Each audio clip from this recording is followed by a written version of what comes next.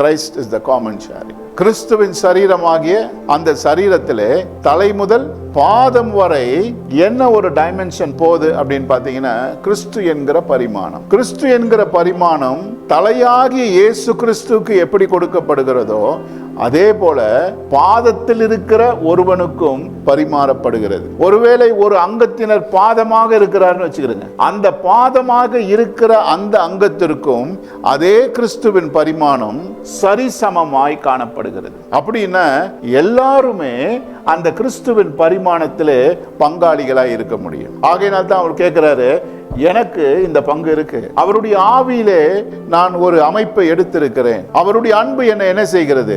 தேற்றுகிறது. நான் அவருக்குள்ளே எப்படி இருக்கிறேன்?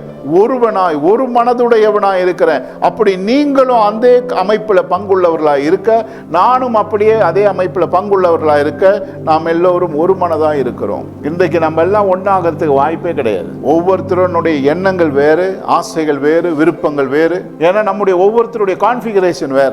ஆனா நம்ம எல்லாருக்கும் ஒரு காமனான ஒரு பிளாட்ஃபார்ம் என்னன்னு பாத்தீங்கன்னா கிறிஸ்து. கிறிஸ்து இல்லைன்னா நம்ம யாரையும் ஒன்றாக்கவே முடியாது. ஒரு கணவனும் மனைவியை கூட ஒன்றாக்க முடியாதுங்க. ஒவ்வொரு திருமணத்துல கிறிஸ்து இருக்கணும், ஒவ்வொரு குடும்பத்துல கிறிஸ்து இருக்கணும், ஒவ்வொரு சபையில கிறிஸ்து இருக்கணும்.